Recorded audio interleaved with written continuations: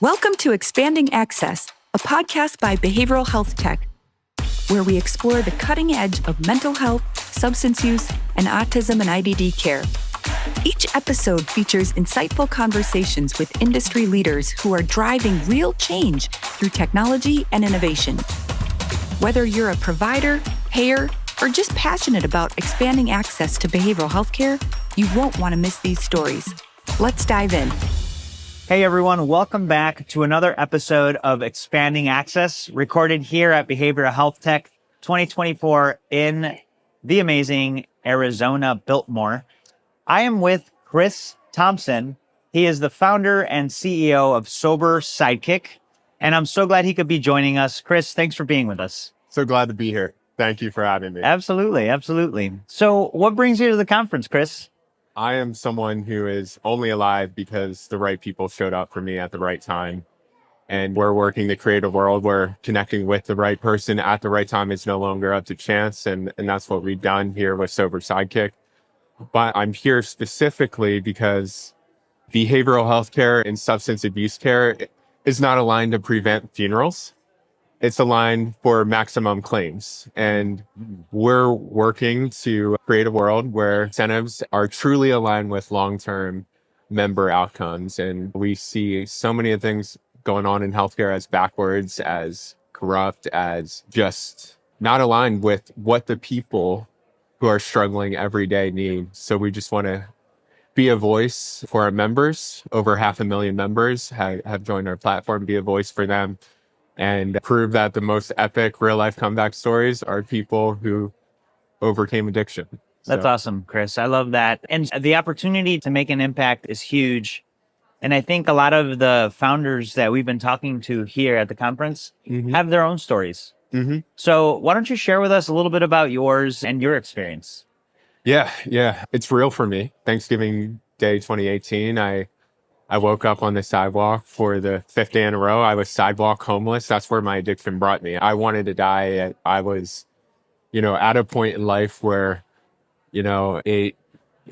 I tried to stop so many times and I just couldn't. And it took me down into hell, really.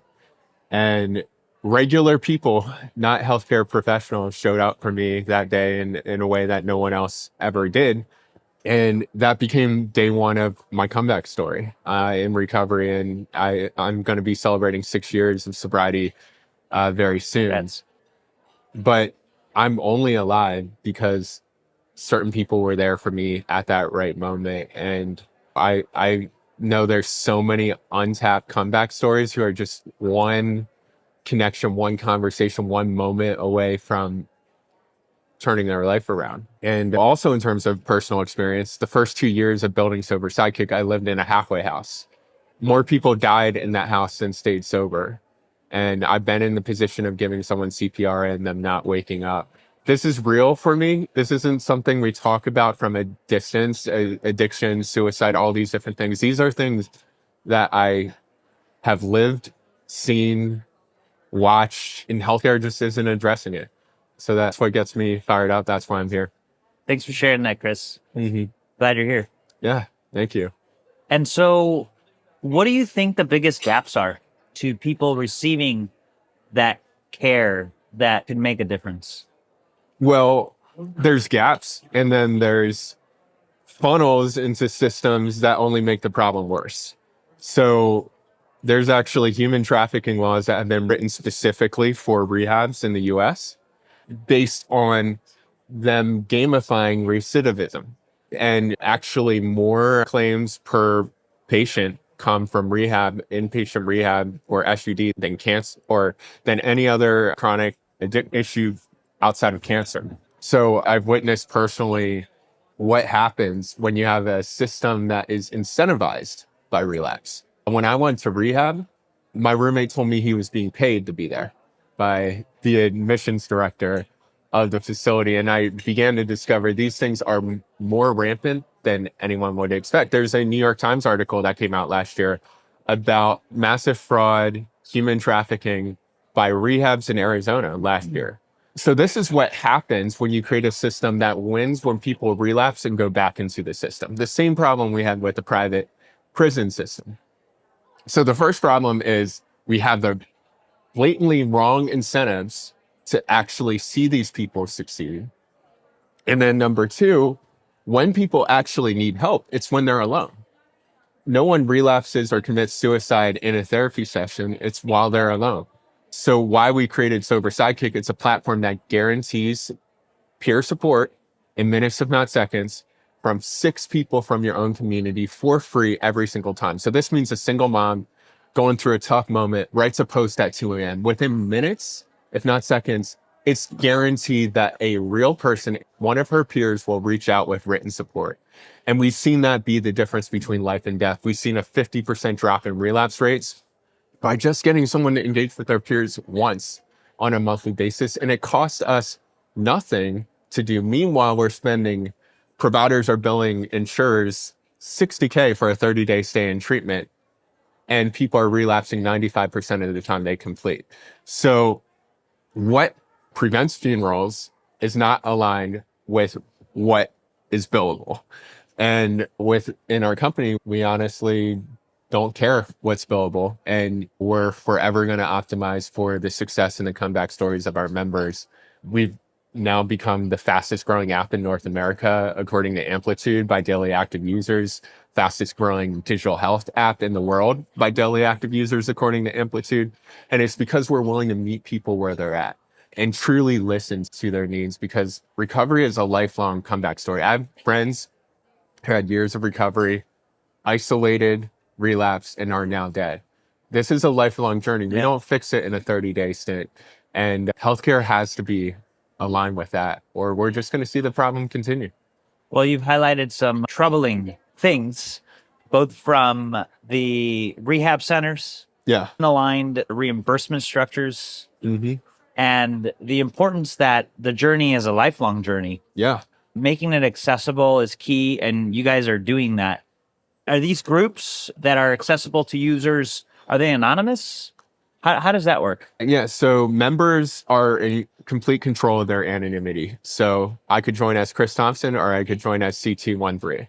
And we've seen many members start out anonymous, and then as a result of the trust and relationships that they built within the platform, feel comfortable enough to show their face within the platform, show more and more of their life. But recovery is just such a stigmatized issue. It's so hard. Really, it's so hard to admit you have a problem to another human. But if you have someone who's like, I've been there and I know exactly what it's like, and someone who's not talking to you from a pedestal, but someone who can just listen, that creates a space where people can open up and engage. One analogy I like to make is if everyone felt they needed a physical trainer, licensed physical trainer to go to the gym, no one would go to the gym. We'd be complaining about access to fitness, this and that. And that's very often how we treat mental health and recovery, in that you just need to give people that empowerment to engage and help each other. What is the power of a gym buddy for your health?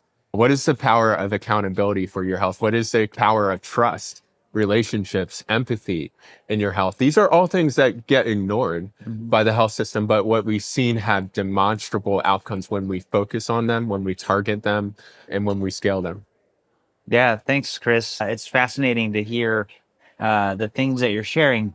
And what's been one of the most rewarding experiences thus far for you? I built this in a halfway house, trying to rebuild my own life. This platform went live when I got my 60-day sober coin. And I was only hoping that a few people might use it and find it helpful. I never expected it to grow to this point. Recently surpassed 500,000 members. And the most rewarding thing is seeing members who join on day one in their recovery journey and months later are giving support to others through the platform 10 times a day, 50 times a day. We have a member, and she is not an anomaly, but we have a member who joined Christmas of last year. It was her day one.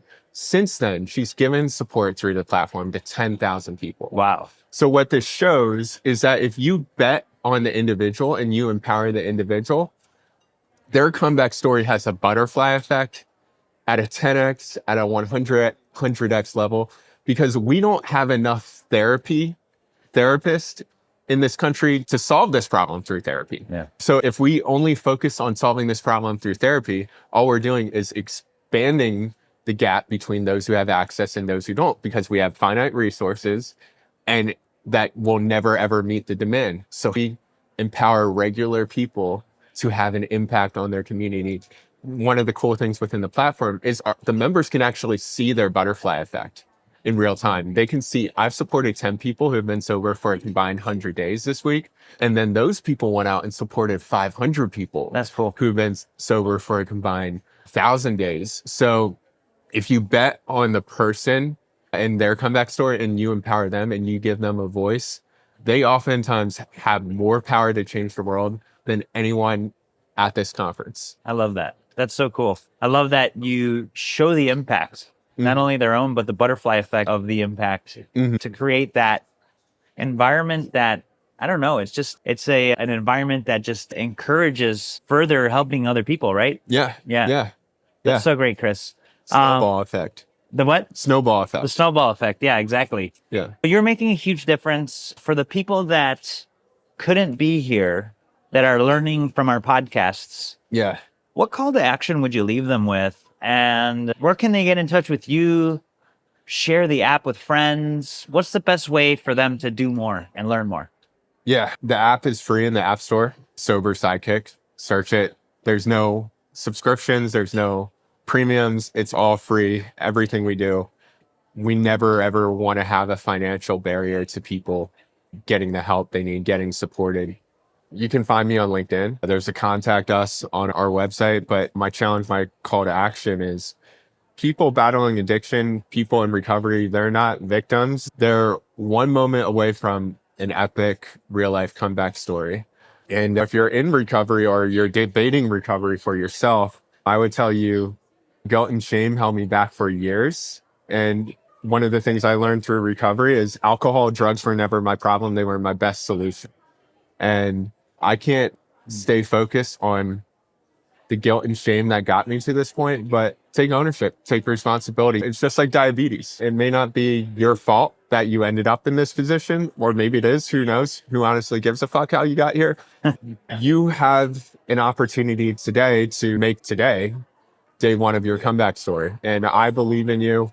I know 500,000 people who believe in you if you decide to download our app. And there's no one way to recovery. We're all on our own journeys. Life is not linear. And let's just support each other along the way. So that's all I got. I love it, Chris. Thanks for sharing your story. And for everybody out there listening and watching, we're with Chris Thompson. He's the founder and CEO of Sober Sidekick. He has shared all the ways you could get in touch. If you're an individual or an organization seeking to help in this effort that's making life better for many, take action. In the show notes, we're going to leave ways to get in touch with him, to download the app. But this could be the first day of recovery for you. And we're excited and we're rooting for you, just as Chris said. And Chris, thank you and your team for what you're doing. Thank you so much for having me. Appreciate it. Yeah, appreciate you.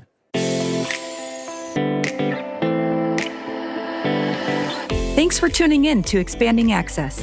We hope you're feeling inspired by today's discussion. If you've enjoyed the episode, subscribe and share it with your network. For more content and opportunities to get involved in transforming care, visit behavioralhealthtech.com. Until next time, let's keep pushing boundaries and expanding access together.